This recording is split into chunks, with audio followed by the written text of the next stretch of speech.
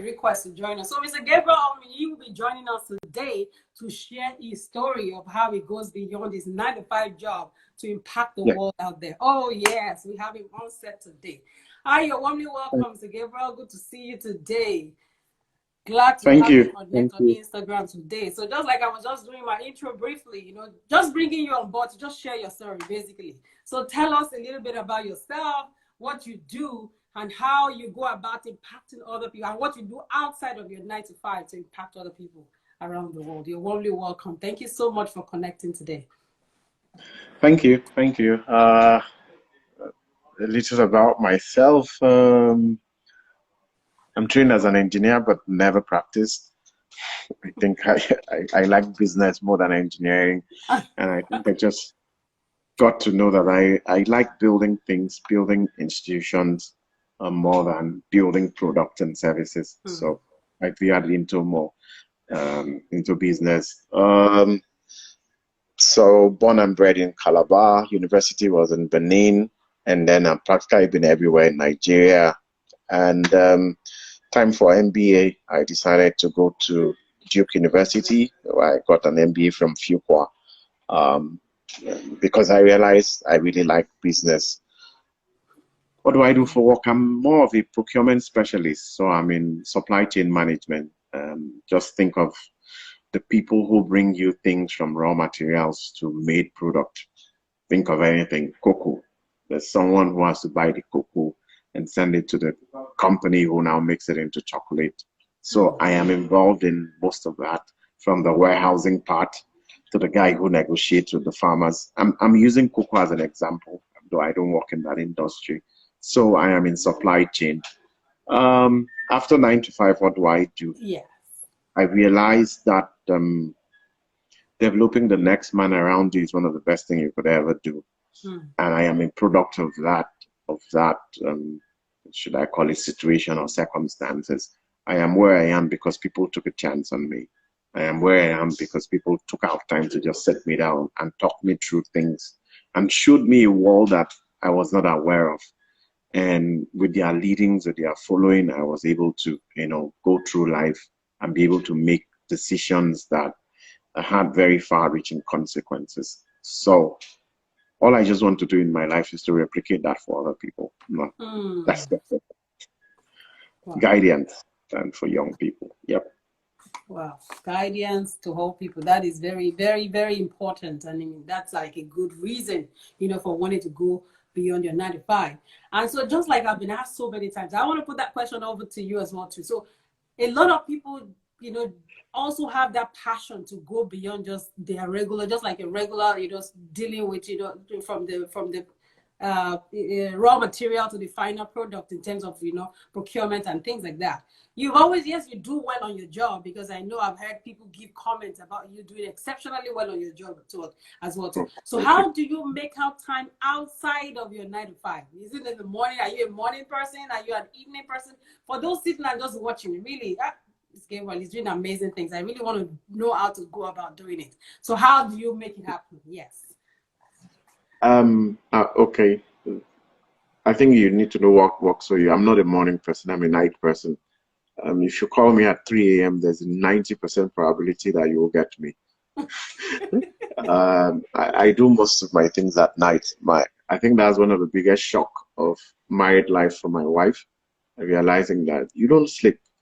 I'm like, yeah, this is when I get to do my own things. In fact, in university, that was one of the reasons I really didn't get into a relationship with anyone, because I realized that those that were in relationships were night, is at night that you get to see the person you love. I was not willing to share that with anyone. So yeah, I get to do things at night. So night is time for thinking, times for building, times for seeing what next, and then you implement. So the next question you asked was, how do I find time? In life, you create time for the things that you like. How do people watch Premiership? They create time to watch it. Some tape it, watch it after. Let me come down to very basic things. How do you create time to eat? You eat because you know it's important. End of story. How do you create time to go to the toilet? you know it is important to go to the toilet because there are consequences if you don't. So for me, I live and work in the Niger Delta, and I have seen what absentee parenting has done. Because when a child has nowhere to go, when he has nobody to look up to, he will be one other person. And whosoever has his attention has his life. So if that person is able to tell him, hey, go over there, burn that building, he'll do it without thinking. Because that's the influence. And just stretching it a little bit, someone once said that lack of role model is one of the biggest issues we have. And from a very early stage, I wanted to be a role model for somebody. I don't know who. Because really, when people think about if your role model is the gangster on your street, you will be a gangster. Now, you don't sign up. You didn't want to be a gangster, but this is the guy you see that the police respect, people respect, people want to be like, and you want to be around him. And when you're around him, he shows you what to do, and before you are the next king on the block. So that's what motivates me to do what I do. Yeah, thank you. Wow. First, create time for what you love. For those joining us, this is Visionary Inspiration Specials. Well, special where we bring about visionaries doing amazing things beyond their 9 to 5s to impact the world out there. So to have on set today is Gabriel, and today he's sharing his story with us of how he goes beyond his 9 to 5 to impact the world out there. You talk about what motivates you. You just want to be sure to be there for someone that does not have someone to back him up and all that. And so that goes to my next question. When you talk about motivation, and I know that I have a couple of I have the book that you wrote on stock, and you have one again written recently. So it's more financially in empowering the young people. And I've read a lot of your articles as well to empowering young people. Why that area of finance? What pushes you to want to help people in that area of finance? And I tell you, your articles go beyond just the young people. Even adults benefit from your articles that I send them to. Like, this is not only for young people, even adults that have got it wrong from the onset. So why finances? What motivates you to go into that area? And yes, I know you work a lot with young people and also for young people. Yes. Yeah, so you can't run away from finances. If you go to church, most churches, most religious centers, which most people subscribe to, you'll be taught about love. You'll be taught about relationship. You'll be taught about how to live life. But most times, nobody talks about finances. Finance is like a taboo. If you talk about money too much, people think you like money, and people don't want to be, categorized that way. But money is that thing that you need to have a relationship with it. Now, whether we like it or not, we all have relationship with money. By the things you hear, by the things you see, you hear your parents. By the time of life that I was born, most of our parents will tell you money is hard, money is hard. So you grow up thinking it is hard. And when you see people having it easy, there's always this thing, oh, there's something else. It's not pure. Or there's something else. They are occultic. They are this. Thankfully in life, I ran into this guy, Emeka Awo, who was a good mentor, who was and still a good mentor to me. And they had this big Coca-Cola dealership. And I saw how they made money. I saw the hard work, the grit, the discipline. And for me, that was very inspirational. And I was like, okay, so these guys are not what people think. And there was another person in the neighborhood I grew up in. Her name was Irene. Well, I'm saying Irene, but she was way older than me and my dad. So people used to say, hey, Irene this, Irene that. But my dad usually says something. He said, if you go to our house by any time, you see how they're selling. So there was a discipline about how to be with money, how to handle money. Even when she goes for funeral, she won't stay the whole funeral because she has a business to attend to. So with this and that, I started realizing that, hey, young people need to understand money, understand how to be with it, what to do with it. And in talking about it, I discovered something about money, which I call the 4 M's of money. Money has to be made, money has to be managed, money has to be multiplied, and money is to be used as a ministry. And you're always in one of that. I realize people like the making and the multiplying part. The managing is the part that most of us don't really do much, which is why I dwell on how to manage whatsoever you have. Mm. You have to manage what you have. Even Dangote manages his fund. Dangote is not just, Bill Gates does not just say, oh, I have too much. No, those guys are still managing. So, and managing involves things like budgeting, things like um, being contented with what you have, things like delayed gratification, things like, because as you grow up, some things that look big yesterday will be normal in your life. Mm. So for me, that was the inspiration, and I teach that a lot in the classes I do, and I've seen a lot of results. I've seen people pay off debt that were unnecessary in the first place because they just realized they didn't need to do what they were doing. Because sometimes I will give you a very easy example. Someone will tell you, "Oh, I have a house in Lagos. How much did you buy it?" I mean, this is figuratively. They said 5 million.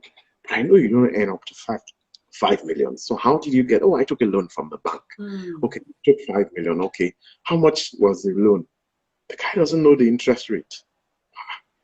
Okay, when will you pay off? In 5 years, I'll pay off. Okay, and then I pull off a spreadsheet, do the mathematics.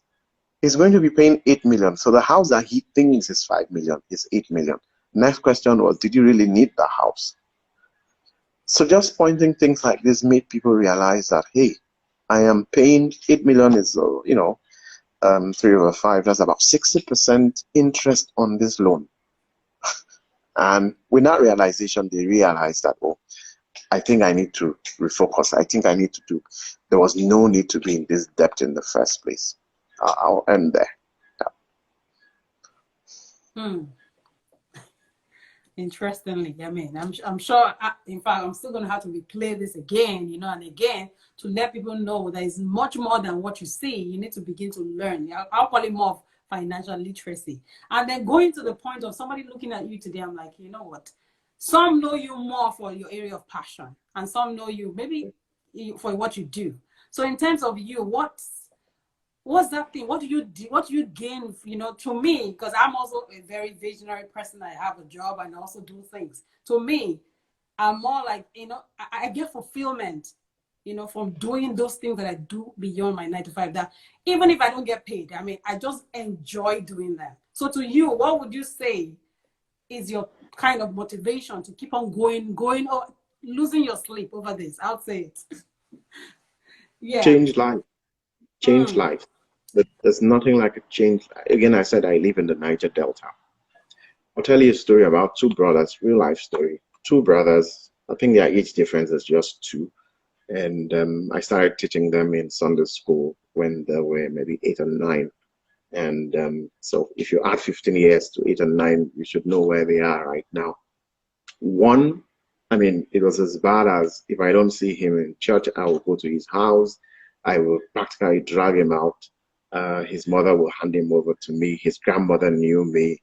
And we became friends. But his other brother just, he just didn't care about whatever we were doing. Today, that guy is a graduate. That guy has worked with one of the biggest banks in this country. That guy is doing a lot of things with his life. He has a life. He was, the president of his departmental association. He was he was something in the student union of his school, and it was so impressive. Now, he has his other brother just called me like a month ago, and he said, "Hey, can we talk about XYZ that you used to say?" Because he's practically nowhere in life. Mm. And the other people around him are, I live in the Niger Delta, you fill in the blanks when you don't have any direction and any people in your life. So for me, and there are many of such stories, just seeing change that occurred just because you were involved in his life, just seeing that he went to school, just seeing that he realized what you have been saying over the years, over and over again. That for me gives me more fulfillment than Mm. anything. And again, as I said, people did it for me. So it's not as if I'm doing something very big. Again, it's painful also when this job involves your heart. I have sat down and cried over people. You know, you just see a child and you're telling the person, don't do this, don't do this. And it earns the end.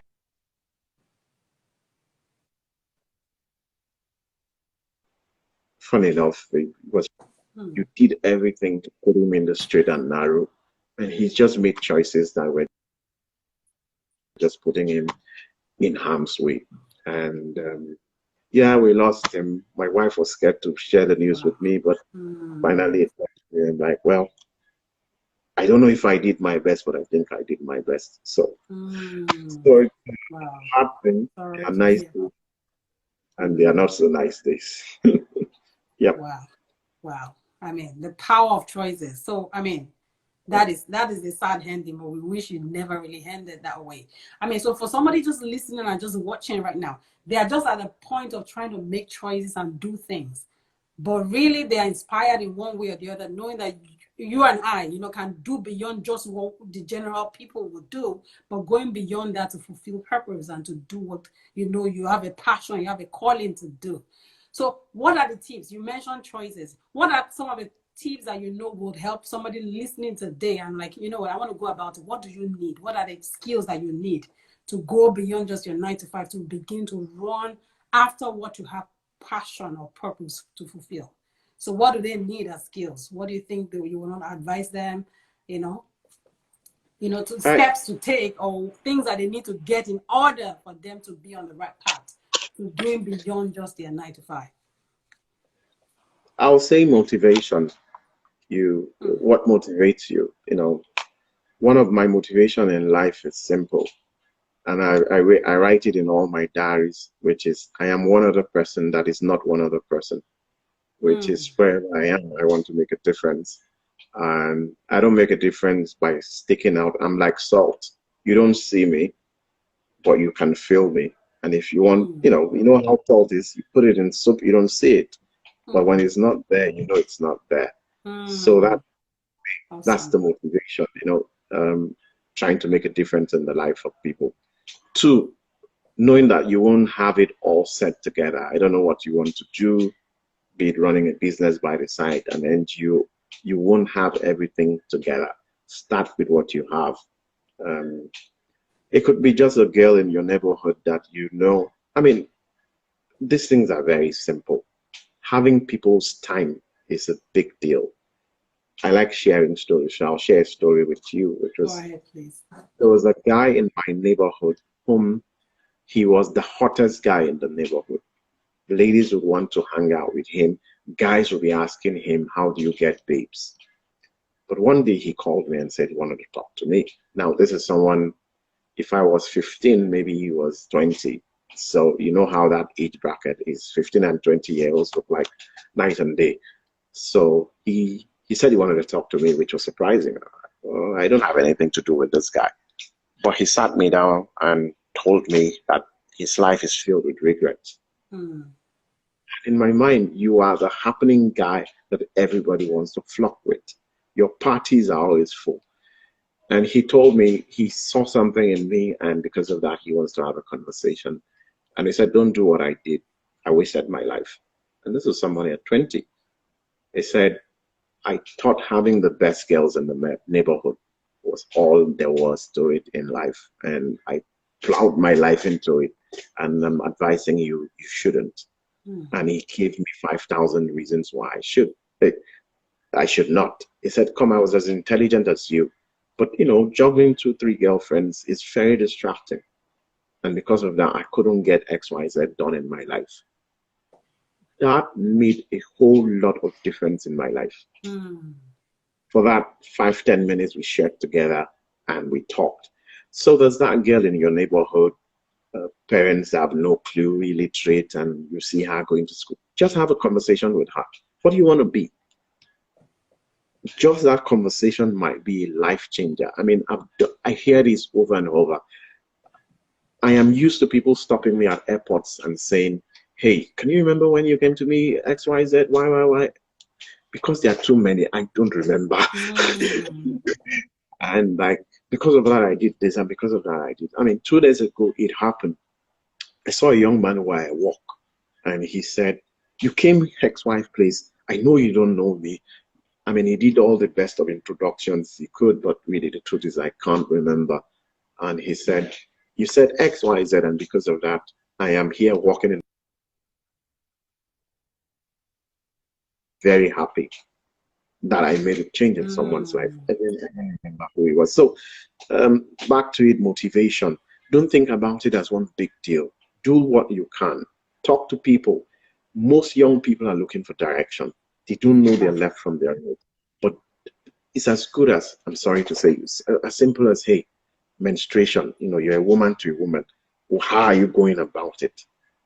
Some of these girls have nobody to buy parts for them. I'm not saying you should, but just having that conversation, just that care. Hey, your uniform is torn. Hey, you're done with secondary school. What's next?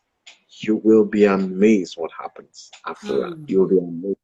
Because sometimes people don't even know how to approach you, but you opening yourself to that conversation brings up something. One of my neighbors, I see the son is, is a teenager. He's done with SSC.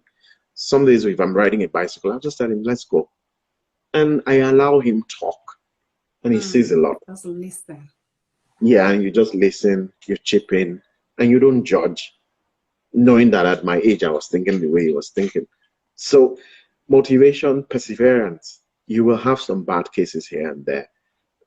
Let me give you the other flip side of the things I do. People will accuse you wrongly. People, sometimes people think you're, I don't know, you want the person to become a member of your church, or you're making so much money working with teenagers. But you and I know that the kind of teenagers we work with, you spend more on them.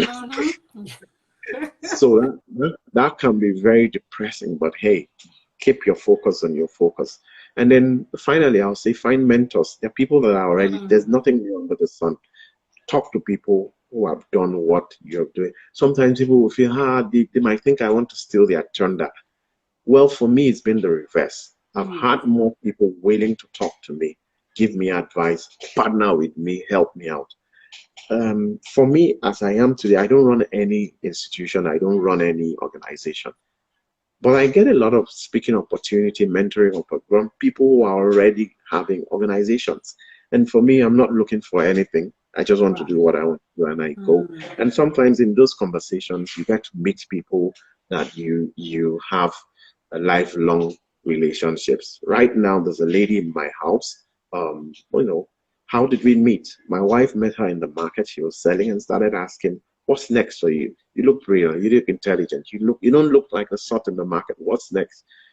Those conversations has landed to, one step to the other. And right now she's in final year in her university.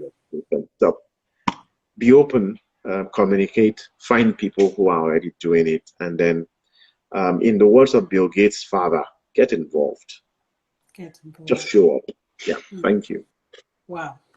I'm sure we have, in fact, enough tips to pick from. I have one of my mentees on the program. I can see I'm, buzzing and just saying here, and I'm sure there's something there for them. I just like you said, you really don't have a motive. You don't have a motive in your heart for doing something. You're not looking for anything, even if it's just 1, 2, 3 people. It's not for the crowd, just for the few that will get that thing, run with it, and then there's a transformed life out there. And so this is really profound for those that will still watch this over and over again, because I'm still going to share this on other platform. I mean, to wrap up with this interview today, I know you've just written a book recently.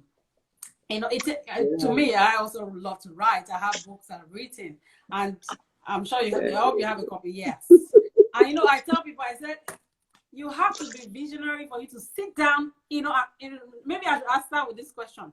What will make you sit down for hours, for days, for months to want to write a book? And then again, I know you talked about the fact that, yes, the financial management people, a lot of people don't get it right. So tell us a little bit more about your book. And then what made you sit down for week? I know writing a book is not just something you just write in 1 day. 1 day, 1 week, weeks, months, to put a book together. Yes. So tell us a little bit about that, your writing experience. How did you jump into that, and how did you come about this? Yeah. Tell us about the book as well. Yeah. Okay. I love to write. I love to read. And so I must admit, to be fair to other people, writing comes easy for me. It doesn't come easy for other people. But Um, Les Brown would say if you have to be what you have to be, then you have to be somebody else. Meaning you practically have to, it doesn't have to be comfortable reading. Uh, it's choices at the end of the day, you know. People say, how do you write? And I ask, how do you watch Premier League for guys? Yeah. Then for ladies, how do you sit down for 4 hours to make your hair? It's the same thing. You, you, it's a lot of sacrifices. I am a late Mm. nighter, so I do most of my writings at night. But I also use a lot of apps, a lot of productive tools. Google Keeps is one of those things. When I'm exercising and thoughts are flowing, I bring out my phone and start writing. I've written chapters while walking. I mean, I knew the path was clear. It was a big road. There were no cars. And I just started. So for me, see, writing documents your thoughts. Mm. Writing makes you disciplined. Since you're saying this is the thing to do, then you have to leave it out. You don't say one thing and do the other thing. Writing is therapeutic. When I finish writing, there's this thing called the thrill of fulfillment. It's just that thrill, that burst of energy that I've been able to do this. I mean, this book, it was really a joke. I just wrote one thing, wrote the other thing. And funny enough, one of my mentees, it's, I saw him with a book and I'm like, guy, I've been teaching you all these years. And he said he bought the book for some good amount of money. And I said, you've never given me that money. And he said, sir, you don't have a product. And it was a very great feedback. Mm. So I had to go and, put together the things I've done together and just push it out there. And I was amazed at the response. As you said, the Mm. book is world over. Um, People that I've not spoken to for many years, like, hey, it's called 45 money mistakes, common money mistakes. And they're like, hey, I'm making these mistakes in my life and I'm reading it. You're just talking about me. One of the things I wrote, Mm. don't make people's lack of planning to become your emergency, especially in Africa where people know that, hey, you're the uncle, you're the person that will help out. They will just wait and then say, uncle, if I don't get this, they'll throw me out of school. Okay, let them throw you out of school. Why did you wait till this point? True. Mm. Don't make people, my wife gave birth to twins. It takes 9 months to make a baby. You should have planned for it. People come to you, oh, my house rent is expiring next month. 12 months from the last time. So Mm. um, before then, you get entangled in people's lives and you're forever solving problems. Take a stand. Say no if you can't do something. So in Africa, we can get very emotional, especially about money. People will call your parents to talk to you, to push you to do things you don't want to do. People will make you feel that, hey, you have a job I don't have. You should be taking care of me. No, Mm. taking care of you is out of choice. It's not my responsibility. So back to writing. Um, it's discipline, and discipline is 1, 2, 3 minutes. Is giving up something for something. We all have 24 hours in a day. You have to decide what to cut out.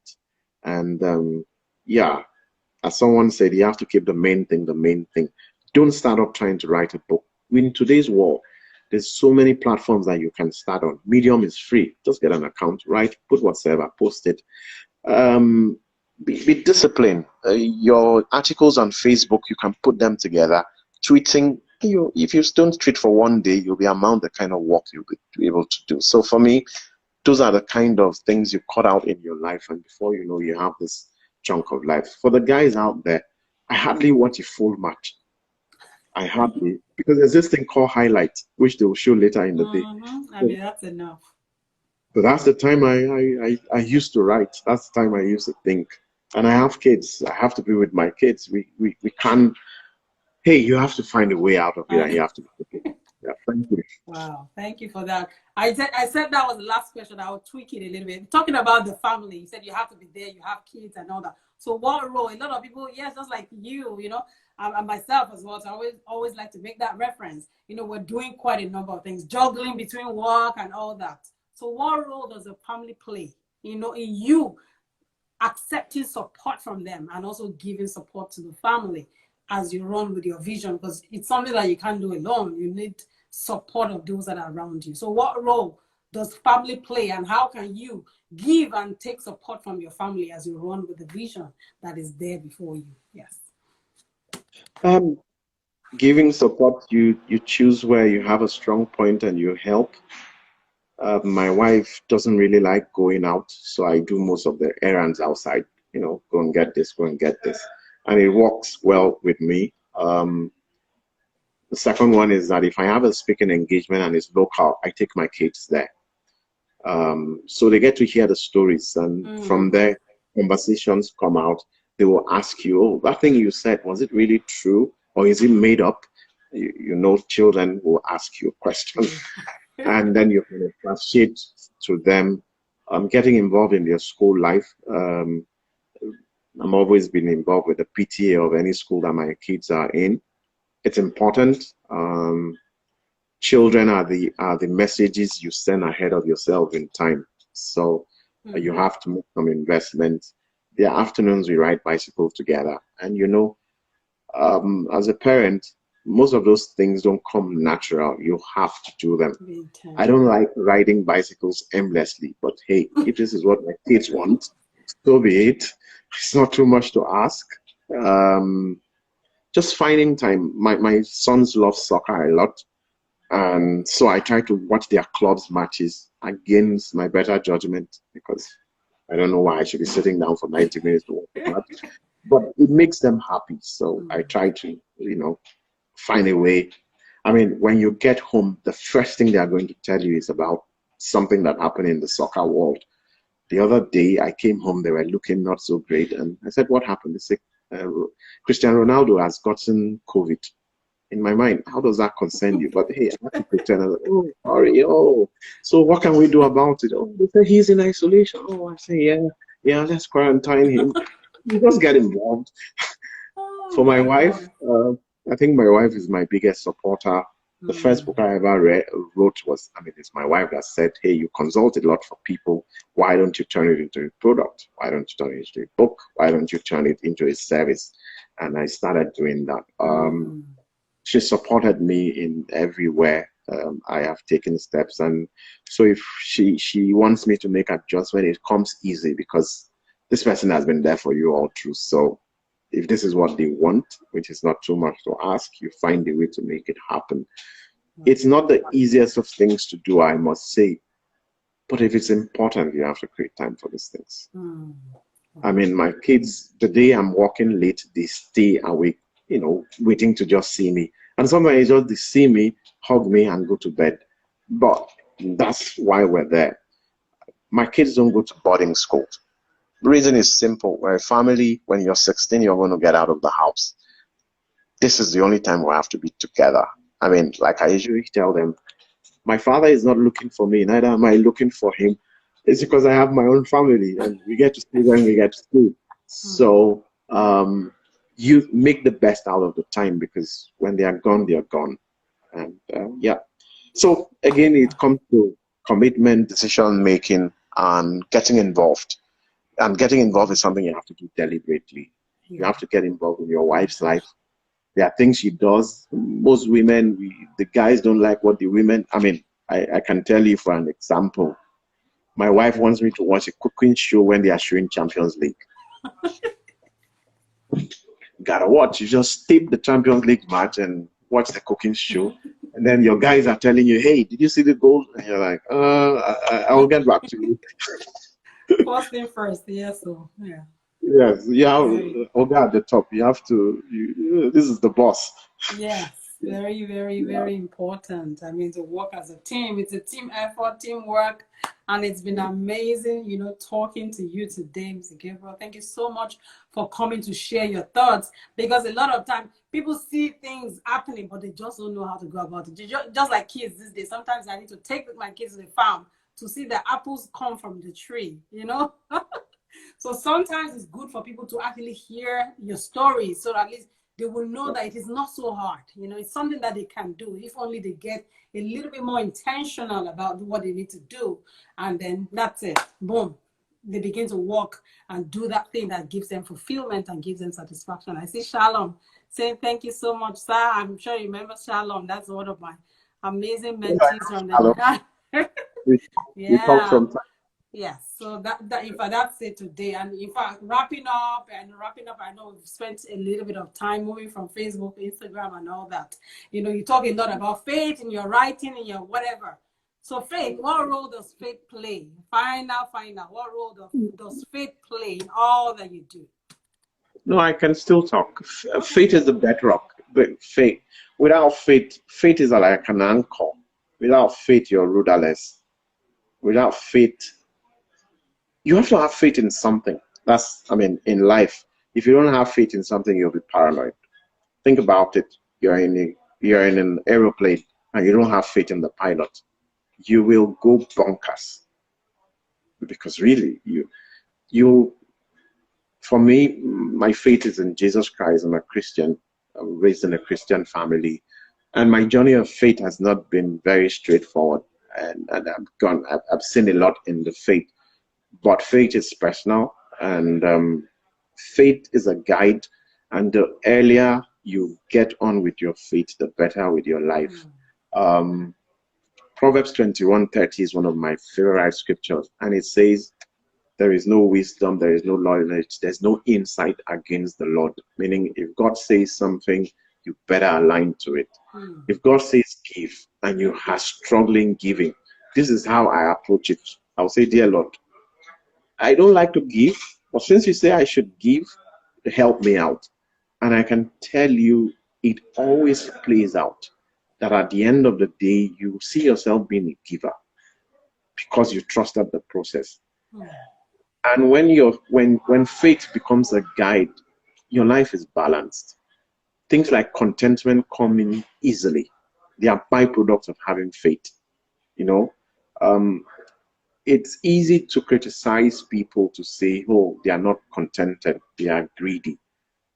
But you need to introspect. You need to look at yourself and say, am I not doing the same thing I'm accusing people of? Faith makes you contented. Contentment is a byproduct. And with contentment, you have less problems in life.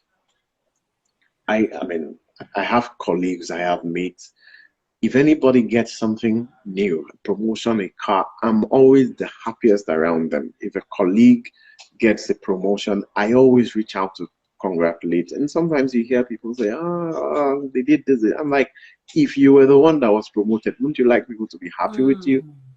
So that for me, and sometimes people have said, you're the one that was supposed to get X, Y, Z, but they gave it to the other person. I'm like, no, if something was for me, it won't miss its way. Yeah, it's that simple. Let's be happy for whosoever got it. Let's move on. Because when my day comes, the sun will still be shining the way it is. Right. It helps you in, I have to bring this up, especially for young people, in your sexual life. There's a book that I recommend for people. It's written by Treadcarty. Treadcarty is the owner of Chick-fil-A. He started Chick-fil-A. My favorite. It's called It's Easy to Build Boys Than to Mend Men. It's a book I will recommend for everybody to read, parents, whosoever you are. And one of the things he said, Treadcarty taught Sunday school for 11-year-olds for more than 50 years. So he knows what he was talking about. And one of the things he talked about there was that 90% of people who had premarital sex ended up in adultery. And the reason he said was, if you're not sexually pure as a single person, you will not be as a married person, whether you're man or woman. That you have that way of escape, you will look for it, and the temptations are always there.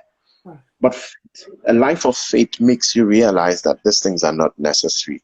That when your wife is not around, she's not around. You move on and do other things. That there's no need, because you just create problems for yourself. Emotional problems are problems you can't even describe for people. And that's one of the things your faith does for you. It's an anchor. Your faith also puts boundaries in your life. I'll end with that. That's what faith does. It puts boundaries. And when boundaries are broken, the serpent will bite. Right. You invite many things into your life that were unnecessary. Your faith will help you choose friends. Friendship is a very powerful force of nature. Somebody once told me that friendship is celebration of values. So if all your friends celebrate being corrupt, you will be corrupt. Right. You are an average of your 3 best friends. You are not far. You won't be far from them. So whatever you guys celebrate is what you will become. So again, faith does everything in my life, and yeah, that's why I do a lot of it. Right? Yeah. Thank you so very much today. I think that will be the end of our, of our interview today. Thank you so much. I don't know if you have any questions, just click on the arrow that says that's a question button onto your right. If you have any questions for our guests, please feel free to type in your questions, your comment. And even if you don't get to send it before or you watch it after, just still send in your questions and I will pass them across. Yes, very loaded. Thank you so much. Words of wisdom. Thank you so much. For Lashade Akinwande, thank you for joining us from New Jersey. Thank you so much. I see Shalom, I see Stella. Thank you for you all for taking time out to join us on this interview today.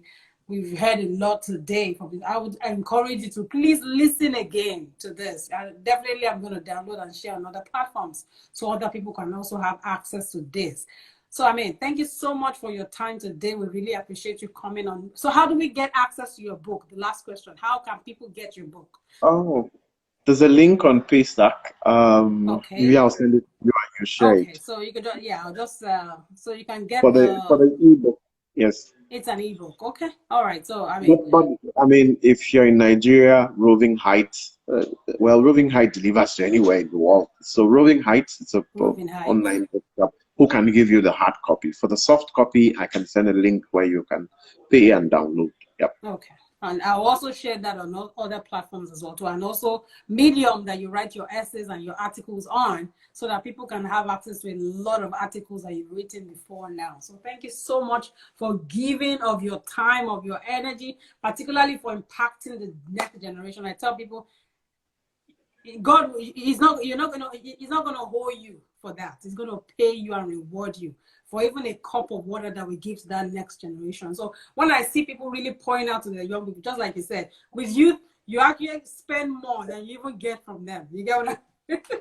It's a ministry of spending, and I pray that God will bless and reward and labor of love even to the next generation, even generations after will speak of those great things, that we will do to impact the lives of those young generation. Thank you so much for your time. Please keep up the great work, and we hope to have you again sometime, to share your story as we move on again. Thank you so much for your time today, and have a blessed rest of the day. I need to also hop back quickly from my break as well too. Thank you so much. Thank you for everyone joining as well too. God bless you. God bless you. Have a great day. Thank you so much. Right. And regards to the family. Thanks. Right. Gracias. Thank you. Yes. Bye.